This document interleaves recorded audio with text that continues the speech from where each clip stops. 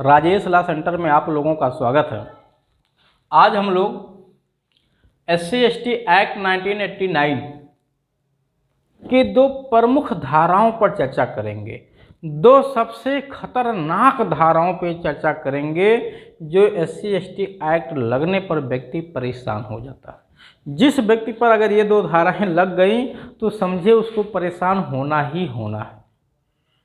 तो ये दो धाराएं हैं क्या, इनका प्रभाव क्या है, क्या इसके लगने पे इसका क्या प्रकोप होता है, स्टेप बाय स्टेप देखिए मैंने पॉइंट यहाँ नोट किया हूँ, दोनों में नोट किया हूँ, आपको एक एक करके समझा दूंगा।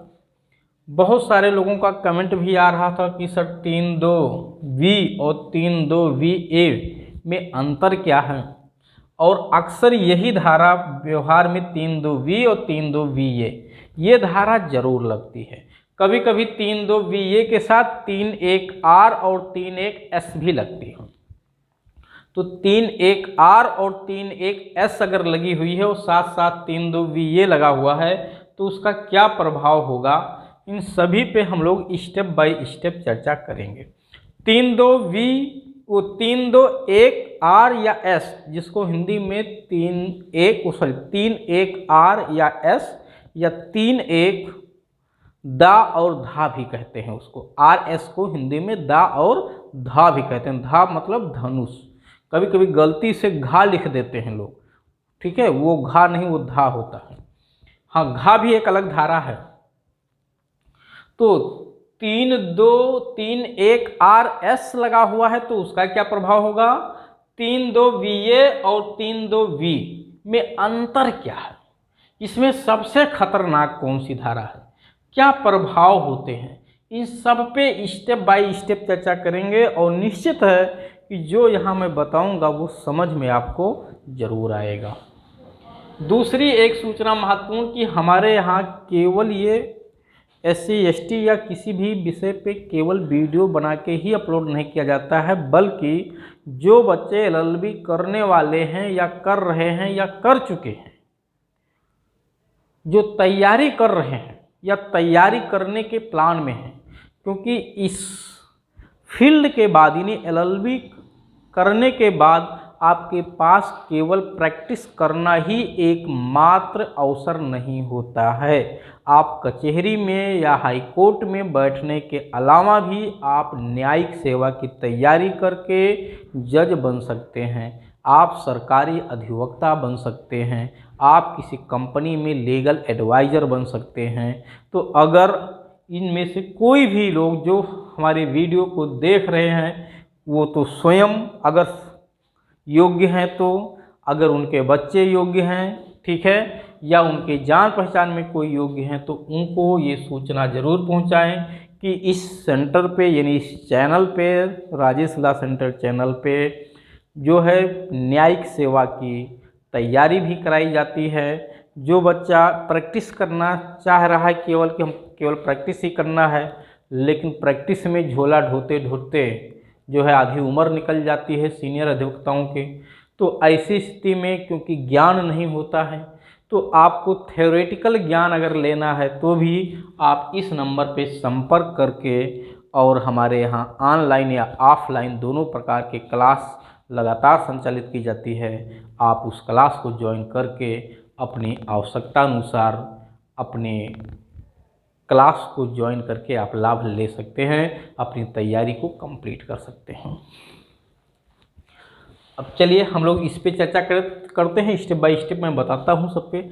जैसा कि आप लोगों ने, जो हमारे पुराने व्यूअर्स हैं, सब्सक्राइबर्स हैं, वो सब जान रहे हैं बहुत सारी वीडियो SC/ST पे ऑलरेडी चैनल पे अपलोड है, फिर भी इस पर कोई वीडियो नहीं था, दोनों में अंतर करके नहीं था। दोनों पे अलग अलग तो वीडियोज़ हैं लेकिन एक साथ अंतर करके वीडियो नहीं बना हुआ था। तो मैंने सोचा, क्योंकि कुछ लोगों के कमेंट भी हैं, तो मैं सोचा कि इस पर भी वीडियो बना देता हूं। चलिए, अब इसमें सबसे पहले आपको देखना कि ये एक्ट किसी पे लगता कब है और किस पे लगता है, ये आप समझ लीजिए। तो जो व्यक्ति अनुसूचित जाति या अनुसूचित जनजाति SC/ST का व्यक्ति है और उसके साथ कोई अपराध होता है, और जो अपराध हुआ है मारपीट का, गाली गलौज का, संपत्ति तोड़फोड़ का कोई भी ऑफेंस हुआ है, ठीक है, कोई भी अपराध हुआ है, तो ऐसी स्थिति में जिस व्यक्ति ने अपराध किया है वो अनुसूचित जाति या अनुसूचित जनजाति का ना हो, यानी जो अपराध का आरोपी है वो अनुसूचित जाति या जनजाति से भिन्न व्यक्ति हो, चाहे ओबीसी हो या सामान्य वर्ग का हो, और वो ये जान रहा हो कि जो अपराध उसने किया है जिसके विरुद्ध, वो अनुसूचित जाति या जनजाति का है, तब उस व्यक्ति पर एफआईआर जब दर्ज होती है तो आईपीसी की धारा के साथ साथ, यानी इंडियन पैनल कोड के साथ साथ उस पे एससी एसटी एक्ट भी लगाया जाता है। अब कब 3(2)BA लगती है, कब 3(2)BA और कब B केवल लगती है, ठीक है, या 3(1)R और 3(1)S कब लगती है, अब मैं स्टेप बाय स्टेप बताऊंगा, क्योंकि ये आप समझ चुके हैं कि कब लगता है ये एक्ट, इतना तो क्लियर हो गया। अब कब ये धारा लगती है, कब ये धारा लगती है, हाँ एक चीज़ और समझिएगा, एससी एसटी एक्ट लगने के साथ साथ अगर कोई छेड़खानी का अपराध है, रेप का अपराध है, चाहे वो बच्चे के साथ हो, चाहे बच्चियों के साथ हो या महिला के साथ हो, अगर उसकी उम्र 18 वर्ष से कम है, ठीक है, पीड़ित की, तो एससी एसटी एक्ट, आईपीसी और साथ ही साथ पॉक्सो एक्ट भी लग जाता है। तो चलिए पहले हम लोग इस पे चर्चा करते हैं। ये 3(2)B एससी एसटी एक्ट की सबसे खतरनाक धाराओं में से एक है, इससे ज़्यादा खतरनाक इस अधिनियम में और कोई धारा नहीं है। अगर ये धारा किसी पे लग गई तो समझे उसकी खैर नहीं है, उसको बहुत परेशान होना पड़ेगा। ये धारा कब लगती है, 3(2)B, ठीक है, 3(2)B हिंदी में 3(2)5 भी लिखा मिल जाएगा आपको, तो घबराना नहीं है, चाहे V लिखा हो, V का मतलब भी यहाँ 5 नंबर से है और अंक में 5 लिखा हुआ है तो उसका भी मतलब 5 ही है, ठीक। ये धारा कब लगती है, जब कोई व्यक्ति आईपीसी के अधीन, यानी इंडियन पैनल कोड के अधीन 10 वर्ष या उससे अधिक के कारावास से दंडनीय कोई अपराध करता है, किसके खिलाफ, किसी एससी एसटी व्यक्ति के विरुद्ध, और जिसने किया है वो उस समाज से भिन्न व्यक्ति हो, तब उस पे 3(2)B लगती है। अगर 10 वर्ष से कम सजा है तब 3(2)B नहीं लगाई जाती है, ध्यान रखिएगा। यानी जो जैसे मारपीट का अपराध है, मारपीट का है 323, 324, 325, 379, 380, 381, 341, ठीक है, 147, 148, 143, 504, 506, 499, 452, 427, ये सब धाराएं अगर आईपीसी की लगती हैं, 509, 354, 354 का, 354 खा, 354 घा, तो ऐसी धाराओं पे 3(2)B नहीं लगता है, ये ध्यान दीजिएगा। क्यों? क्योंकि ये मैं जितनी भी धाराएं बोला हूँ, फिर से सुन लीजिए, धारा कौन कौन सी धारा लगती है अक्सर, जो धारा लगने पे ये धारा नहीं लगेगी, एससी एसटी की ये धारा कभी नहीं लगेगी, वो धारा है 143, 144, 145, 147, 148, ठीक है, उसके बाद 294, 292, 293, 323, 324, 325, 327 और 339, 340, 341,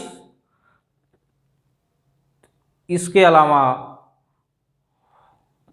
हो गया आपका धारा 354, 354 का, 354 खा, 354 घा, 351, 352 और 379, 380, 381, 383 और 504, 506, 427, 452, 509, अगर ये सब धाराएं किसी पे लगी हैं तो 3(2)(b) वहाँ नहीं लगती है। क्यों? क्योंकि इन धाराओं में सजा 10 वर्ष तक का कारावास नहीं लिखा हुआ है, 10 से कम लगा हुआ, तो ये धारा नहीं लगी। ये धारा कब लगेगी? सुनिए, जब 382 का अपराध हो, 392 का अपराध हो, 393 का अपराध हो, 395 का हो, 396 का अपराध हो, 364 का अपराध हो, 302 का अपराध हो, 304 का अपराध हो, 305 का अपराध हो, 306 का अपराध हो, 307 का अपराध हो, 376 का अपराध हो, 376 का अपराध हो, 376 का खा का अपराध हो, 376 घा का अपराध हो, घा का अपराध हो, घा खा का अपराध हो, 376 अंगा का अपराध हो। ये धाराओं के तहत जब अपराध करेंगे, यानी रेप का, लूट का, डकैती का, छेड़खानी का, ठीक है, और छेड़खानी का नहीं, रेप का, रेप, लूट, डकैती, मर्डर, ये सब धाराएं अपराध जब होंगी तब 3(2)(b) लगती है। और ये धारा लगने पे सजा कितनी होती है? आजीवन कारावास प्लस जुर्माना। अगर 3(2)(b) लगी है तो आजीवन कारावास से कम सजा नहीं होगी, ये ध्यान रखिएगा, ये मिनिमम सजा है, आजीवन कारावास प्लस जुर्माना। उसके बाद अगर उसमें मृत्युदंड लिखा हुआ है उस धारा में, आईपीसी में, तो मृत्युदंड भी दिया जा सकता है। दूसरा, इस धारा के लगने पे पीड़ित को राहत राशि कितनी मिलती है? तो 4 लाख रुपए तक का प्रावधान है। लेकिन मर्डर और रेप के केस में ये नियम नहीं लागू होता है, वहाँ संख्या बढ़ जाती है, ठीक है, जैसे डकैती हो गया, लूट का अपराध हो गया, तो इन सब में जो है 4 लाख रुपए तक का प्रावधान है।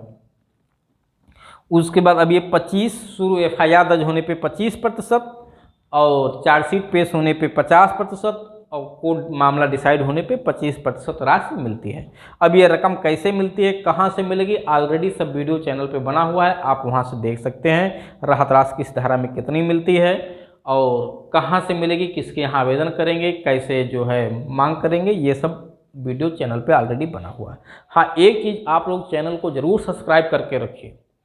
चैनल को सब्सक्राइब करके रखने पे बहुत महत्वपूर्ण वीडियो चैनल पे अपलोड हो रहे हैं और केवल वो SC ST से जुड़े हुए नहीं, कानून से जुड़े हुए हर एक बिंदु पे बहुत सारे वीडियो समय के अनुसार धीरे धीरे अपलोड किए जाते रहेंगे। आप लोग चैनल को सब्सक्राइब करके रखेंगे, सबसे पहले नोटिफिकेशन आपके पास पहुंचेगा और उस कानून की जानकारी आपको तुरंत हो जाएगी, निःशुल्क हो जाएगी, घर बैठे हो जाएगी, कोई कहीं नहीं जाना है और सब्सक्राइब करने से आपका एक भी पैसा खर्च नहीं होना है। वीडियो को लाइक भी कर दिया करिए अगर समझ में आ जाया करे, और अच्छे से समझ में आ जाया करे तो कमेंट भी कर दिया करिए। बाकी मेरा जो कार्य है वो तो मैं कर रहा हूँ, और क्लास ज्वाइन करना है किसी बच्चे को तो वो इस नंबर पे संपर्क कर सकता है। इसके अलावा भी किसी विषय पे जानकारी लेना है तो भी आप इस नंबर पे संपर्क करके जानकारी ले सकते हैं।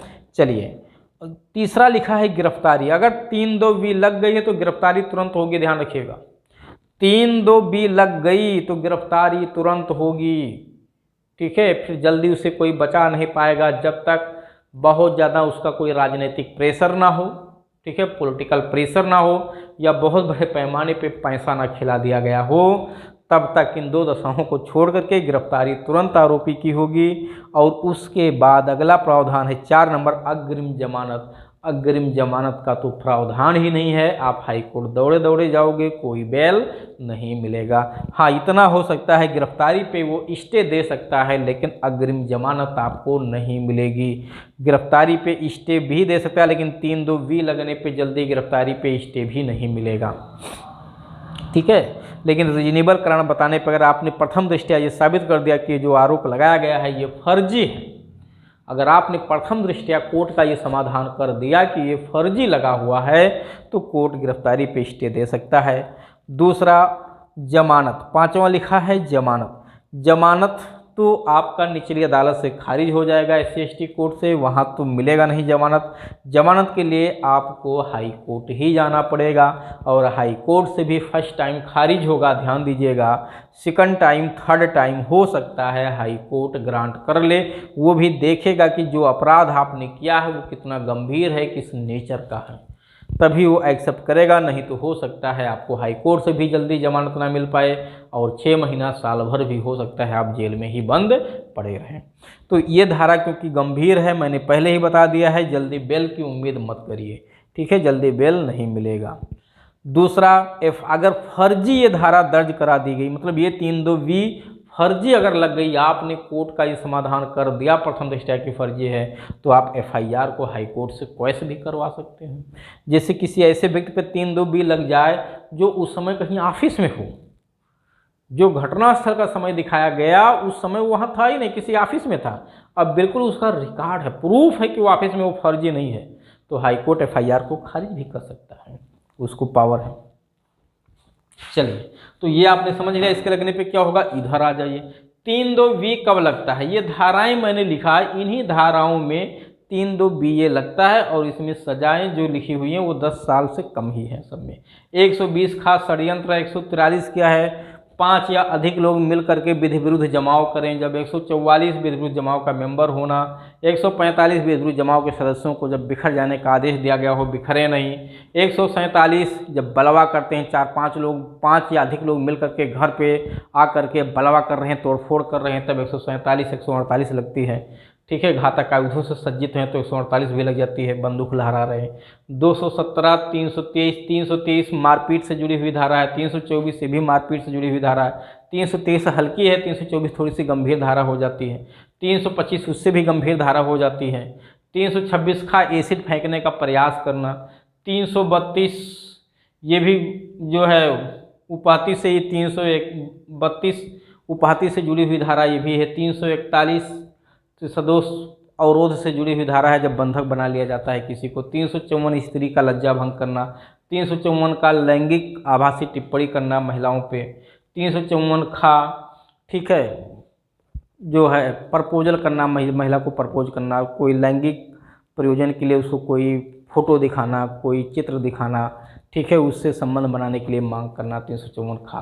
354 गा, महिला के एकांत अवस्था में उसका फ़ोटो खींचना है, उसको देखना वहाँ पे जहाँ पे वो नहा रही हो, अपने बेडरूम पे हो।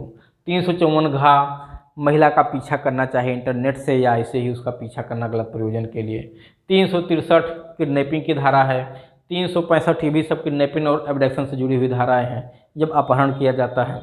376 खा, रेप से जुड़ी हुई धारा, रेप नहीं है, जो है मैथुन से जुड़ी हुई धारा है, जब पति पत्नी पारस्परिक सहमति से अलग रह रहे हों, जुडिशियल सेपरेशन के तहत अलग रह रहे हों, ऐसी स्थिति में रिलेशन बनाया जाए तब लगती है। 376 गा, कुछ रिलेटिव के लोग होते हैं जिनके द्वारा अगर महिला के साथ संबंध बनाया जाए, ठीक है, सहमति से भी, तो वो अपराध 376 गा में बनाया गया है। 447 ये जो है बंधक बनाने से, जो बंधक कह रहे हैं ये 447 बिना परमिशन के घर वगैरह में प्रवेश करना, 447। 506 जिसको आपराधिक अत्याचार गृह हत्यार कहते हैं। 506 धमकी देना। 509 महिला का अनादर करने के आशय से उस पर कोई टिप्पणी या कमेंट करना। तो ये सब धाराओं के तहत अगर आप अपराध करते हैं तो 3(2)(b) लगता है, ध्यान दीजिएगा, क्या लगता है, 3(2)(b) लगता है। और ये धारा इस धारा की तुलना में हल्की धारा मानी जाती है, ध्यान रखिएगा। जिस तरह से ये धारा लगने पे मिनिमम सज़ा आजीवन कारावास प्लस जुर्माना हो जाता है, उस तरह से 3(2)(b) लगने पे जो सज़ा होती है वो इन धाराओं में जो सज़ा है वही सज़ा दी जाती है, बस जुर्माना मैंडेटरी हो जाता है देना। कोई अलग से सज़ा नहीं लिखी हुई है 3(2)(b) लगने पे, क्योंकि ये हल्की धारा है, कमज़ोर धारा है इसकी तुलना में, इसमें कोई स्पेशल सज़ा नहीं लिखी है। बस जो धाराएं ये लगी हुई हैं इनमें जो सज़ा लिखी हुई है वो सज़ा और प्लस जुर्माना ज़रूर लगेगा, ये प्रभाव हो जाता है। ये धारा इन 3(2)(b) लगा है तो राहत राशि 2 लाख रुपए तक की हो जाती है, लेकिन 376 गा है तो उसमें 4 लाख रुपए तक का प्रावधान किया गया है, लेकिन ये मैक्सिमम 2 लाख और 4 लाख है 376 गा की दशा में। अथॉरिटी चाहे तो इसमें फेरबदल कर सकती है, और यहाँ भी जो 4 लाख है इसमें भी अथॉरिटी चाहे तो फेरबदल कर सकती है। तो अक्सर 3(2)(b) लगने पे लगभग 1 लाख रुपए अमूमन दिलाया जाता है। उसके बाद गिरफ्तारी 3 लगने पे गिरफ्तारी, 3(2)(b) लगने पे गिरफ्तारी व्यवहार में नहीं होती है, ध्यान रखिएगा, क्योंकि 3(2)(b) लगभग उन्हीं अपराधों में लगता है जिनमें सज़ा, ठीक है, अक्सर 7 वर्ष या उससे कम होते हैं। हाँ, कभी कभी उससे ज़्यादा में भी लग जाता है, तो ज़्यादा में लग जाएगा तो गिरफ्तारी तो की जाएगी, लेकिन 3(2)(b) लगती है तो 7 साल से लगभग सज़ा कम होती है, तो उसमें हाई कोर्ट का डायरेक्शन है, ठीक है, सुप्रीम कोर्ट का, कि गिरफ्तारी उसमें नहीं होती है। लेकिन अगर विशेष परिस्थितियाँ विद्यमान हैं तो 3(2)(b) लगने पे भी गिरफ्तार उसे किया जा सकता है, ऐसा नहीं है, मतलब कोई रोक नहीं है कि गिरफ्तारी नहीं की जाएगी। एक जनरल नियम है कि सामान्यतः उसकी गिरफ्तारी ना की जाए, उसको कच्ची जमानत दे दी जाए, यानी 41A की नोटिस दे दी जाती है। लेकिन अगर पुलिस चाहे, ऐसी परिस्थितियां विद्यमान है कि उसकी गिरफ्तारी जरूरी है, नहीं तो वो अन्वेषण में बाधा डालेगा, इन्वेस्टिगेशन नहीं होने देगा, उसमें सहायता नहीं करेगा, गवाहों को धमकाएगा, आरोपियों को फिर से, वो पीड़ित को फिर से धमकाएगा, मारेगा, पीटेगा, तो ऐसी स्थिति में पुलिस उसे गिरफ्तार कर सकती है। अब यहाँ पे एक बात आती है राजनीतिक की। राजनीतिक प्रेशर, राजनीतिक दबाव, पैसे का लालच, ठीक है, सही को गलत और गलत को सही करवाने के लिए विवश कर देता है। और 4 है अग्रिम जमानत। अग्रिम जमानत का तो प्रावधान नहीं है। हाँ, हाईकोर्ट में आप जाओगे तो गिरफ्तारी पे स्टे का आर्डर दे सकता है, ठीक है। बेल की बात रही जमानत की, तो जमानत 3(2)(b) में अगर हल्की धाराएं लगी हुई हैं तो बाहर से बेल मिल जाती है, अन्यथा निचले अदालत में सरेंडर करने पे या कोर्ट में पेश किए जाने पे, गिरफ्तार होने पे, ठीक है, 2-4 दिन के लिए बेल में भेज दिया जाए, जमानत को जेल में भेज दिया जाता है। जब अगली पेशी उसमें पड़ेगी तो उसमें बेल दे दिया जाता है। लेकिन अगर सेशन कोर्ट से बेल खारिज हो जा रहा है, यानी SC/ST कोर्ट से बेल खारिज हो जा रहा है, तो फिर आपके पास एक ही उपचार है, आप हाई कोर्ट जाइए, वहाँ बेल एप्लीकेशन मूव करिए, और वहाँ उम्मीद रहती है कि 3(2)(b) में बेल मिल जाता है हाई कोर्ट में। लेकिन 3(2)(b) लगा हुआ है तो बेल नहीं मिलेगा, ये ध्यान रखिएगा। तो इस तरह से आपने देखा 3(2)(b) लगने पे क्या प्रभाव होता है, 3(2)(b) लगने पे क्या प्रभाव है, और 3(2)(v) लगने पे क्या प्रभाव होता है। उम्मीद है आप लोगों को समझ में चीज़ें आई होंगी, ठीक है। हाँ, एक चीज़ ज़रूर ध्यान रखिएगा कि कमेंट जरूर वीडियो पे करते रहिए, चैनल को सब्सक्राइब करके रखिए। मैंने शुरू में ही बताया है, बहुत सारे वीडियो अपलोड किए जाएंगे जिसका लाभ आप लोगों को यहाँ मिलता रहेगा। अब कुछ बातें और हैं यहाँ पे कि FIR कोर्सिंग के लिए अगर फर्जी FIR दर्ज करवा दिया गया हो तो क्या होगा। अक्सर बहुत सारे लोग, अपने ही लोग, अनुसूचित जाति या जनजाति के व्यक्ति को हथियार बना करके फर्जी केस दर्ज करवा देते हैं, या कभी कभी कुछ अनुसूचित जाति या जनजाति के लोग भी जानबूझकर परेशान करने के लिए फर्जी FIR दर्ज करवा देते हैं। मामला कुछ और है, दर्ज करवा देते हैं कुछ और। तो मेरे कहने का मतलब नहीं कि वो हमेशा फर्जी होता है, नहीं, फर्जी भी होता है। आप इस बात को डिनाई नहीं कर सकते हैं कि पूर्ण रूप से जितने भी FIR दर्ज होते हैं सब 100% सही ही हैं और सब 100% गलत ही हैं, नहीं, दोनों बातें ऐसी नहीं हैं।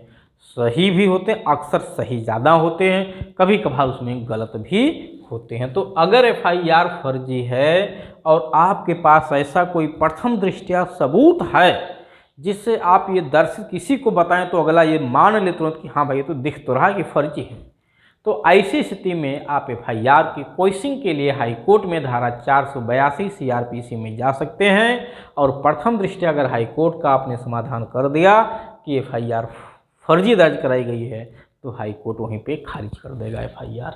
जैसे फर्जी के लिए क्या प्रावधान है कि वहाँ पे आपने जिस समय FIR घटनास्थल पर दर्ज कराया गया है उस समय आप किसी विभागीय मीटिंग में थे, आप कोई अथॉरिटी हैं, आप कहीं दौरे पे गए हुए थे, आप कोई व्यक्ति हैं, आम व्यक्ति हैं, लेकिन उस समय तहसील में थे, कलेक्ट्रेट में थे, किसी अथॉरिटी के साथ कहीं पे थे, ठीक है, कहीं ऐसे स्थान पे थे जहाँ से CCTV फुटेज बिल्कुल साफ दिख रहा है कि आप उस स्थान पे इस समय थे और घटनास्थल पे आप उस समय नहीं पहुँच सकते थे, तो ये फर्जी FIR वहाँ से दर्शित हो जाता है प्रथम दृष्टया ही और हाई कोर्ट खारिज कर सकता है। अगर हाई कोर्ट खारिज नहीं भी करता है तो उसमें बेल देने का आदेश कर देता है निचली अदालत को कि इस व्यक्ति को जमानत पे छोड़ दिया जाएगा। तो इस तरह के फ़ायदे मिल जाते हैं। लेकिन अगर फर्जी नहीं है तो फिर तो ये तो गंभीर धाराएं हैं, बचना मुश्किल है, यहाँ पे रिलीफ मिल जाता है। इसके बाद भी अगर कोई बात नहीं समझ में आती है तो मैंने पहले ही बताया, आप इस नंबर पर संपर्क करके अपनी आवश्यकता अनुसार जानकारी और प्राप्त कर सकते हैं। अब प्रश्न रहा 3(1) R और 3(1) S, जिसको 3(1) द और 3(1) धा कहते हैं। 3(1) R और 3(1) S अक्सर धारा लगती है। क्यों लगती है? देखिए, जितने भी अपराध होते हैं अक्सर वो मारपीट वाले अपराध होते हैं, मारपीट वाले अपराध होते हैं।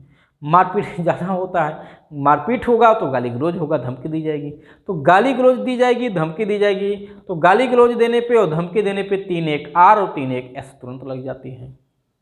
और साथ ही साथ 3(2) B लग जाते हैं, क्योंकि 323 उसमें आ गई है, 506 आ गया है, तो इसी में धारा तुरंत लग जाती है। और राहत राशि लगभग 1 लाख रुपए तक का प्रावधान है, उसमें 1 लाख रुपए तक दिलाया जाता है। आरोपी को तुरंत बेल मिल जाता है। बहुत सारे फ़ोन मेरे पास आते हैं, 3(2) लगा हुआ है, 3(1) R 3(1) S लगा हुआ, साहब गिरफ्तार नहीं हो रहा। साहब क्या करें, साहब के हाथ में थोड़ा होना है। जब धारा कमज़ोर है, हल्की धारा लगी है, जितना अगले ने अपराध किया है उतने तो उसको सज़ा मिलेगी कि उसको फांसी पे लटकवा दोगे। तो जो अपराध किया वो धारा उस पर लगी हुई है, उस धारा के तहत जो कानूनी प्रावधान है वही तो उसके खिलाफ किया जाएगा कि उसको फांसी पे लटका देंगे आप। SC/ST एक्ट लग जाने का ये मतलब थोड़ा ना कि किसी को फांसी पे लटका दिया जाएगा। हाँ, थोड़ा सा ये प्रोटेक्शन देता है अनुसूचित जातियों जनजातियों को, और आरोपियों के भी थोड़ा सा कठोर हो जाता है, सख्त हो जाता है।